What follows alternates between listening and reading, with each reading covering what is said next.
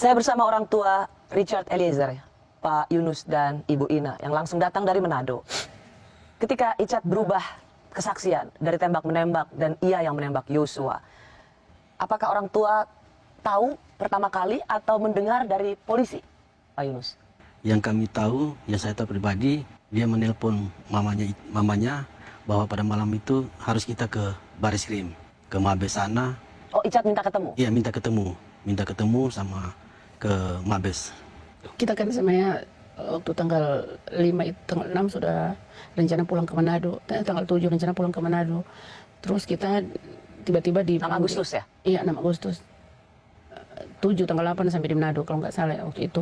Terus kita dipanggil sama Pak Kabit, Pak Muji waktu itu di Mako, terus menghadap Pak Muji bilang kalau bisa jangan dulu pulang.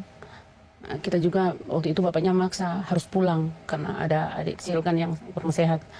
Jadi tiba-tiba HP saya bunyi, terus saya angkat, tahu-tahu dia nangis. Nggak tahu Icat yang nelpon, dia nangis Mbak. Dia waktu itu dia bilang, Apa katanya, Bu?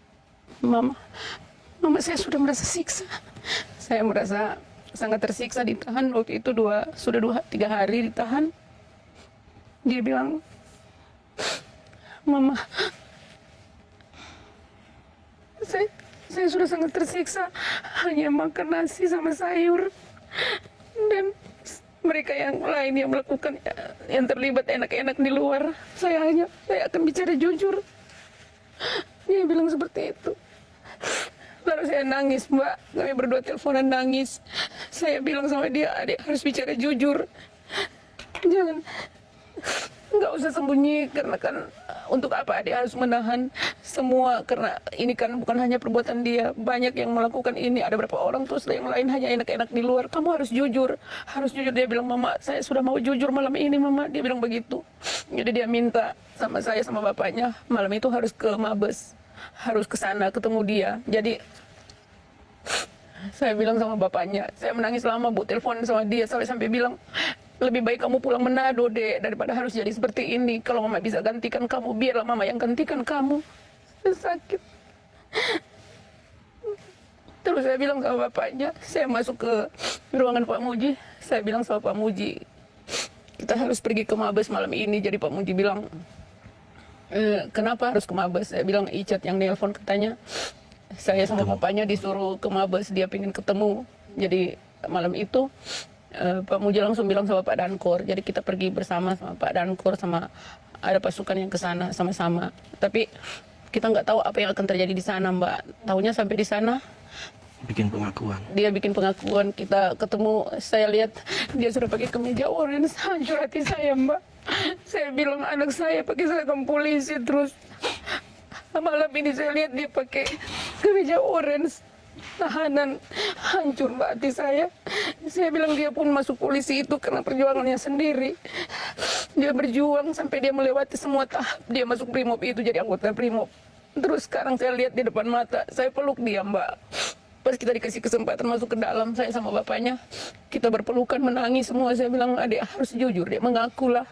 Nggak usah kamu tutup-tutupi, ngapain juga, nggak ada gunanya kan. Sekarang dia menderita, siksa. Jadi malam itu dia bilang, saya mau jujur, Mak, apapun mau terjadi, apapun hukumannya, saya harus jujur, saya akan buka semuanya. Itulah, Mbak, akhirnya dia buka, dia jujur semua malam itu. Kita semalam di sana, pulangnya pagi. Hancur hati saya saat saya sama bapaknya lihat dia pakai kemeja orange yang pertama itu pertama ketemu. Karena dalam ingatan Bapak Ibu, ia berseragam, Iya. seragam Brimob. Bapaknya sampai nangis kalau lihat seragamnya. Bapaknya nangis, saya bilang, kamu nggak boleh nangis, harus berdoa. Dan yang paling mengguncangkan adalah dari seragam Brimob ke seragam Orange. warna orange. Itu mengguncangkan hati Pak Yunus. Iya, menghancurkan hati saya, Pak. Dia kebanggaan keluarga, Jadi Pak. kebanggaan. Tapi sampai sekarang dia tetap kebanggaan, malah lebih lagi keluarga bangga sama dia kalau dia berani berkata jujur, Mbak. Saya bilang sama dia waktu itu, dia bilang, Mama, saya sudah bikin malu keluarga. Saya sudah bikin hancur hati mama dan papa. Saya sudah bikin malu keluarga. Saya cuma bilang, Mbak, waktu malam itu adik tidak bikin malu keluarga. Sampai kapanpun adik tetap kebanggaan mama dan papa. Walaupun sudah terlibat dalam masalah ini, dia tetap kebanggaan kami, Mbak. Karena kami tahu dia bersusah payah jadi seorang anggota BRIMOB. Itulah saya bilang, sampai kapanpun adik tetap kebanggaan mama dan papa. Dan keluarga yang ada di Manado semuanya tetap bangga. Apakah memang justru ada kelegaan yang luar biasa ketika Icat berkata jujur? Iya, Bu. Iya, Mbak, ada kelegaan. Kami lega. Walaupun kami saat itu berpelukan menangis semua kami bertiga, tapi saya lega sekali. Waktu itu kita selesai kita bertemu bertiga itu, dia bikin pernyataan, terus kita diberikan kesempatan duduk bersama. Jadi kita ngobrol, saya bilang, Mama bangga, Dek. Akhirnya adik bisa jujur. Cuma itu jalan satu-satunya bisa menyelamatkan.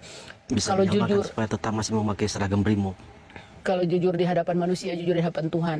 Di hadapan penyidik tim sus, Icat menulis pengakuan dia yang menembak Yosua karena diperintahkan atasannya Sambo. Jadi saya mendengar penjelasan yang diberikan oleh tim sus bahwa tidak perlu ditanyakan, saya akan tulis tangan sendiri. Iya. Yang tulisan tangannya itu kira-kira seperti ini tulisannya, kalau kita yang tembak tapi atas dasar perintah. Pak Yunus dan Ibu Ina, ini saya mau konfirmasi, ini memang tulisan tangan Icat ya? Iya, betul. Betul, tulisan tangannya itu, Mbak. Tulisan anak ibu? Iya, saya tahu tulisan tangannya. Itu tulisan tangannya. Iya. Ini adalah sebuah kalimat dari banyak kalimat atau kesaksian Icat yang paling ditunggu-tunggu. Atas dasar perintah. Dan kemudian dia juga mengatakan atasannya itu ikut menembak. Ini makin menakutkan nggak, Bu Ina? Kalau secara manusia saya takut, Bu. Takut sekali karena ketika saya mengetahui dia yang menembak, saya sebagai ibu, bayangan saya waktu itu ke hukumannya yang sekarang kan yang sedang viral itu 340. Saya sudah bayangan ke situ, tapi saya berpikir kita masih punya Tuhan.